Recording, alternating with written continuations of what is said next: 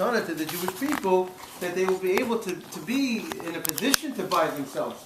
Hashem gave them great financial success, which is a tremendous bracha, and as a result of that bracha, so historically they were able to use that in order to help themselves. And even many stories in the Holocaust also, that people were able to buy themselves through to America to get visas and so on and so forth as a result of using the ability of the koach, of the blessing of the financial opportunity that they have. Interesting, it says, Vayhiki orchu sham hayomim, when Yitzchak was there by Gerar, and when Yitzchak left out Avimelech Melech Krishtim, and it says after he was there a long period of time, first they asked him, who is this lady that you're coming down with? And he said, it's my sister, Achosihi.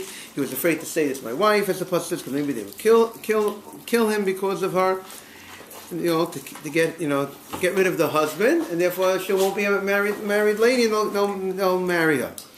So it says when he was there a long period of time, Vayashkiv Avimelech Melech Krishna Be'ad HaChalon. Avimelech saw, he looked and he saw that the Yitzchak was acting like a husband and a wife to Rivka. And I saw an interesting idea. We learned Kedushin here, and once upon a time in NYU, we learned the Sug of Yichud.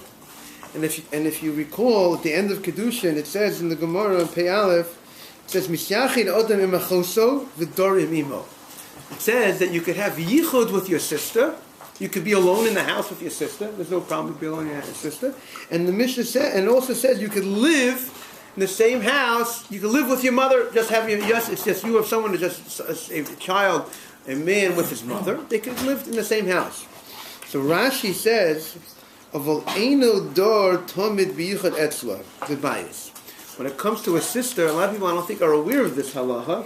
That when it comes to a sister, the person cannot not allowed to live in a permanent way with his sister. To say, I'm going to go ahead, I'm going to have her get an apartment. And, my sister's in town, and she's in town. I'm from out of town. She has an apartment, so I'm going to go ahead and I'll just me and my sister in the room, in the apartment. So that's not allowed. Only and Ramosha has a tshuva about that. He says, he talks about in Igas Moshe. We also, I think, once did. That he talks about the idea that if a person comes from overseas. Let's say you come from Eretz Yisrael and you go visit your sister. Let's say your sister has her own apartment. There, you're able to stay in the apartment the amount of time that's normal for a person from overseas to stay in an apartment when they come visiting. If it's normal for a person to visit for a week or whatever the normal amount of time to visit, then that's not called in a permanent fashion. But to stay in a place with somebody's sister, or a sister with someone's brother, like pick on the sister, pick on the brother, the sister with the brother, in a permanent fashion, that is not permitted. I thought he said 30 days. There is an opinion that says 30 days. He brings down in the Tshuva, Ramichai says. But I think where Moshe goes, it all depends on the situation and what's called normal to be a guest in somebody's house. That's how Ramosha, that's his a personal conclusion on the matter. So it says, so that's maybe the idea. Vayiki oruchu lo sham hayamim. When Avimelech saw that he's there a long time. You claim this is your sister, and you with your sister. It's normal. It's normal it might be normal for a person to stay alone with his sister for a certain amount of time, but to stay for so long in the same house as you and your sister, that's not a normal thing to do. That was a normal thing to do because it's not. I mean, it's asa for us. I don't think it's asa for them. But the idea that the person wants to say is alluding to the idea. Wasn't a common thing that people would do, and therefore that would be the reason why he said. Then he says something fishy over here. Avimelech says something fishy, and therefore he goes ahead and he sees and he looks and makes an investigation. Because he makes an investigation, he sees that they really are not a sister. It's a husband. Pasuk Tazayin. Avimelech says, Avimelech says to Yitzchak, Lech me'imanu. You have to leave us, because the Pasuk just said before, Yitzchak became financially very wealthy. Ad Godol Ma'od, he had a lot of cattle and so on and so forth, which is symbolic, that in the future, the Bnei Yisrael will also be blessed with great bracha, material bracha that Hashem will give them. And what does Avimelech say to Yitzchak after Yitzchak attains his great wealth? He says, Lech me'imanu, leave us, ki asamta mimenu ma'od, because you are stronger than us, you are more powerful than us. And so I saw someone brings down the following idea, the Shari Aro in the name of Raivam, that Avimelech was on a certain madrega. What was his madrega? He saw Yitzchak, the Jewish man, being so successful. He did not go ahead and steal his success, steal his money, take away his money, which other countries said, you have to leave your money here. You have to get out. You can't, we want to take your money. But what did he do? He said, leave the country. You're too strong. You're too big. They can get intimidated from him. I want you to leave the country. But he reached a certain level. But then some want to say that what did he say? Ki asamta mimenu ma'od. How could you could translate mimenu that also you became strong and powerful mimenu from us. Where did you make all your money from? Where did you become powerful from? Where's your success? All from us. A lot of times, sometimes the nations of the world will go ahead and say, we made you rich. You made your money off us, so to speak. And therefore they'll have a very bad feelings towards the Jewish people. And actually we see that by Yaakov, Lavan son said. Lavan said the same thing, right? Exact thing. From our fathers, he got all this money, right? That's what he said. He became rich. Well, that when people feel that you make the money off me, right? If you ever feel, and he made his wealth off me, so people don't have that good feeling towards.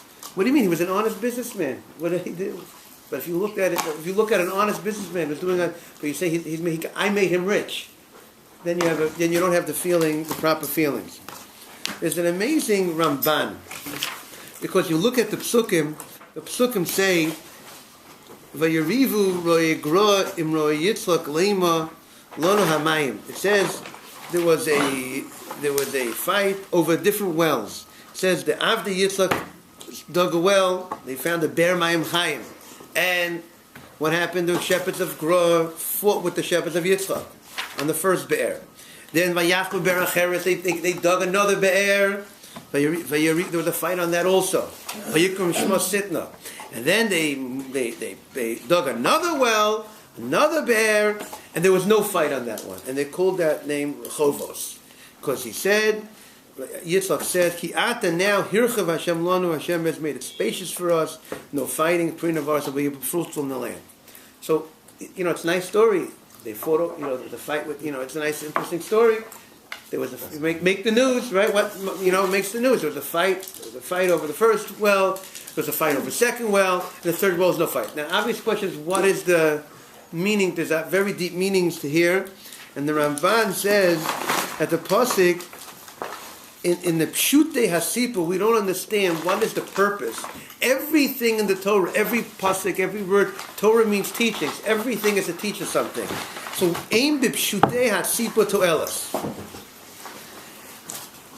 What is in the pshutei of the story, in the simple reading of the story of the machlokas on the wells? What is the purpose? What is the purpose telling us?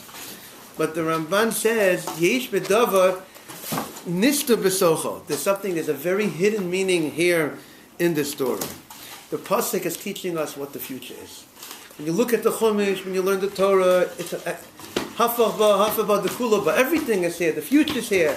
The nevuah is here, and it says ki bol hadiyah, the future. Ki ber mayim chayim.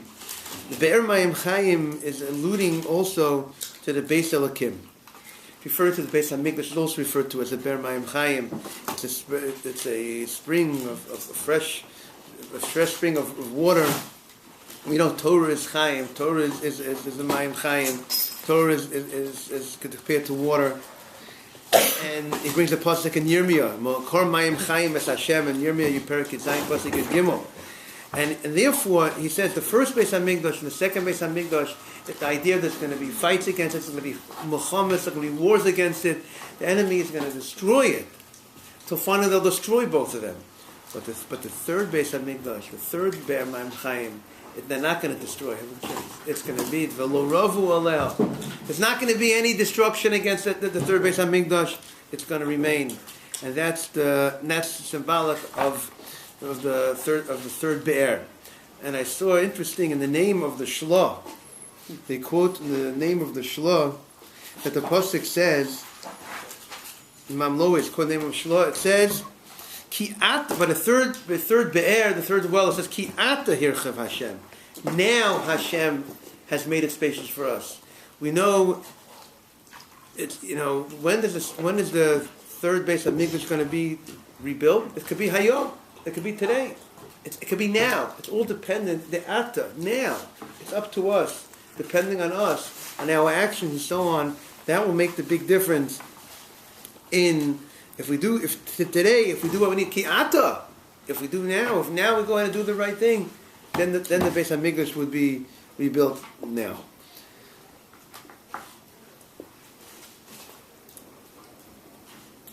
Now, I think it's very important. There's a classic Malbim. To go by Pasha's Toldot without saying the Malbim, I think is not doing justice. So I have to share with everyone the Malbim, because hopefully everyone knows the Malbim. And if you don't know the Malbim, and if you don't know it, you have to hear it. And people who know it, Chazor is also important. The Malbim explains what was Yitzchak thinking by thinking of giving the brachas to Esav. What was he thinking? I mean, L'chora. Yaakov, all the years Yaakov was in the Beis Medrash. Where's Yaakov? Yaakov's in the yeshiva. Where's Esav? He's in the field. So he knows that Esav is not this big lamdan, he's not this big Gadol Torah, he's not this big Torah scholar. So what was he thinking of giving him the brachos? We know Esav tricked his father. How did he trick his father? How did he take off Maaseh? Do you take off Maaseh from salt? So on and so forth. He might have shown himself as a maybe wants to do things right. But he wasn't the big scholar. He wasn't the big Talmud Chacham. So the Malbim explains that Yitzchak understood that Jewish. It says im ein kemach ein Torah. In order for there to be Torah, you have to have food. We're not malachim. We're not angels. We have to put some food into our body, and therefore, Yitzchak and Esav excelled in bringing food in. Esav was his number one hunter. And therefore, because he was his number one hunter, he even killed Nimrod. He was able to kill Nimrod. He was his number one hunter, and therefore, this is something that he enjoys. This is something that he loves doing. He's great at it. So, I'll give. What kind of brachas did Yitzchak want to give Esav? Material brachas, Tal Shemayim, Shmani Aretz, so on and so forth. He'll be the Zvulun. He'll be the person that will support the Torah, and Yaakov will go ahead and be the one who will learn the Torah. That's what he was thinking. A partnership, a deal. Right? We have philanthropists in the Jewish community, and they're very well respected. It's a very honorable thing. A person's a philanthropist. If he's doing, giving the money for the right causes. And he's a partner, just like the Sachas Fuller partnership. But what happened was, Yitzchak was able to be fooled to think that Esav would use the blessing to help Yaakov. But Rivka, who grew up in a house with a Lavan and a Psuel, and a house of trickery, and a father who was a Rasha, and like Ashi's, and a place of a Rishayim, she grew up. She was street smart. She was exposed to people that are tricksters and so on and so forth. And because of that, she knew that he wouldn't go ahead and take the financial blessing and support Yaakov. Therefore, why not?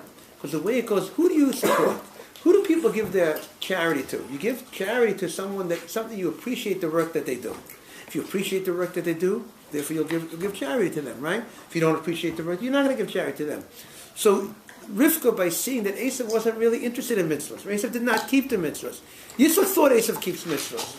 Rivka was able to see he wasn't that type of person. He was a trickster.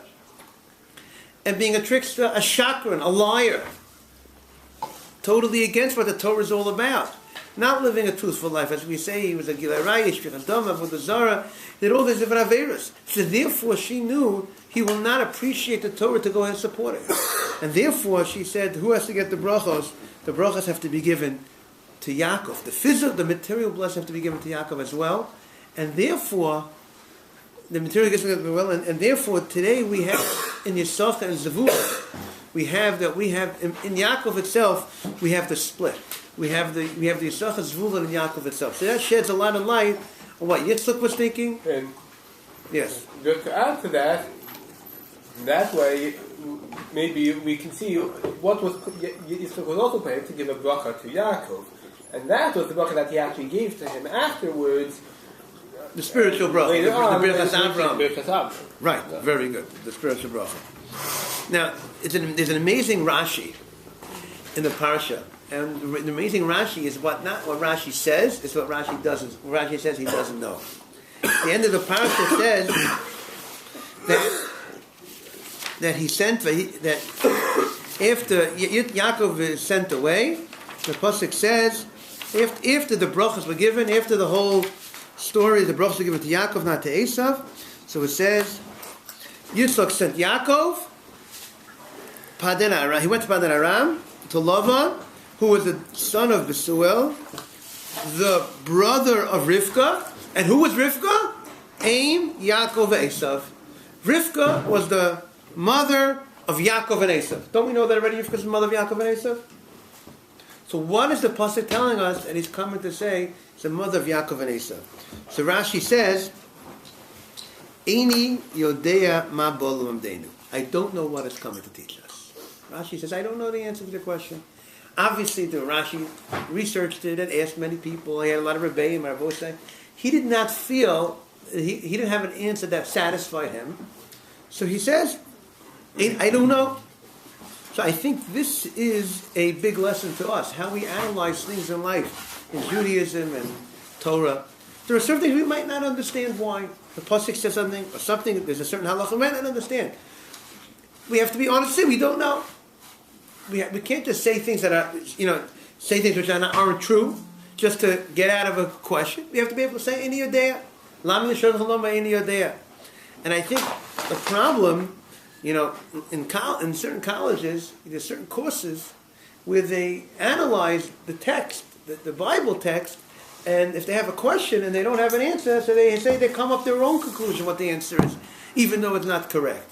And that's because they're not being honest with, you don't know, you have a question, doesn't mean that because you have a question you jump to a certain conclusion. And more than that, a lot of the time, the answer that they do come up with can be shown to be false even without you, just by pure logic and stuff that they agree to. Right. They can be right. So therefore, people have to be honest.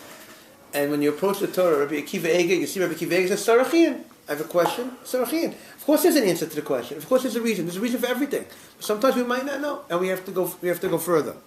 I think I saw that maybe in the name of the Cheskuni, what does the Cheskuni say for that? What's the purpose of it telling us that Rivka was the mother of Yaakov and Esav? To teach us that Rivka did this for the benefit of Esav also. By emphasizing that she was the mother of Yaakov and Esav, it was also out of her love for Esav that she did this. And what does that mean? So I wanted to explain like this. If somebody is given a job, and you're not able to do the job, and you're not going to do the job, so that means you're a failure. You were given a job, you're given a task, and you weren't able to do the job, you're a failure. Esav was not going to be able to do the job.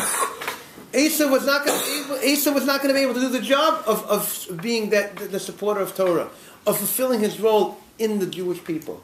So therefore he would have been given a job, then it would have been held against him. It would have been held against him that he didn't fulfill, he didn't get up to the plate and do what this task that was given to him.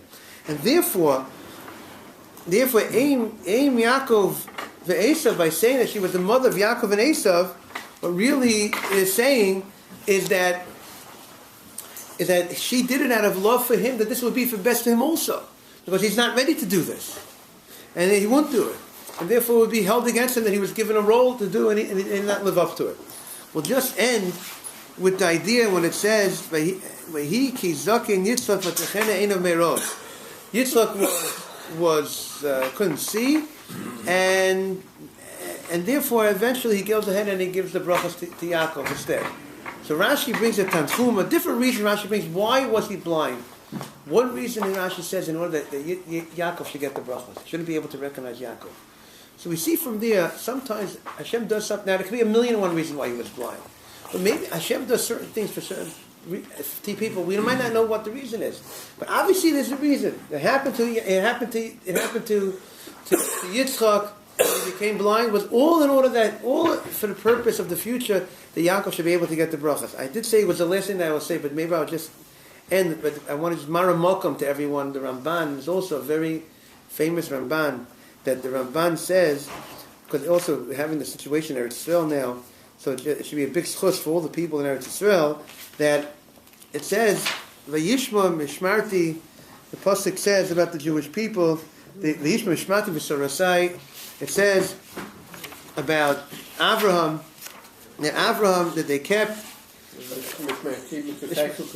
Right. So he kept. So Rashi explains. It means that Avram kept the mitzvahs of the Torah. So the question is, the Ramban said the Avos kept the mitzvahs of the Torah. So the question is, what do you mean? We find that Yaakov married 2 wives. So we even say they kept the Rabbanans. How can things that are going to be in the future? How was Yaakov able to marry 2 wives? The question isn't 2 wives. The question is, I think the question that you usually ask is 2 sisters, which is actually is. I'm not going to mean 2 wives. I mean 2 sisters. Yeah, correct. 2 wives is technically no problem. How do you marry 2 sisters? So the Ramban says is a different. They only kept the whole Torah before it was given only in Eretz Yisrael. In Eretz Yisrael is a different. It's different. The keeping of the mitzvahs in Eretz Yisrael is different than keeping. It's different. You have to keep the mitzvahs outside Eretz Yisrael, just like you have to keep the mitzvahs in Eretz Yisrael. But there's a difference. There's a greater chashivas. Look at the Ramban. Not over here. He alludes to somewhere else where I think in Achimos, where he discusses the uniqueness of the mitzvahs of Eretz Yisrael. So therefore, that should be a big schus for that's the only place where they kept the whole Torah. So therefore, that should be a big schus for the people in Eretz Yisrael, that they went ahead and they live in Eretz Yisrael. They're keeping the mitzvahs in Eretz Yisrael, which is the highest place to keep the mitzvahs, the highest level of the keeping of the mitzvahs. But for us here in America, New York, we have to remember the Torah was given in the Midbar. The Torah was given outside Eretz Yisrael. People should never think that here I'm outside Eretz Yisrael. The Torah is only in Eretz Yisrael. No, the Torah is here as well. I wish everyone a good Shabbos.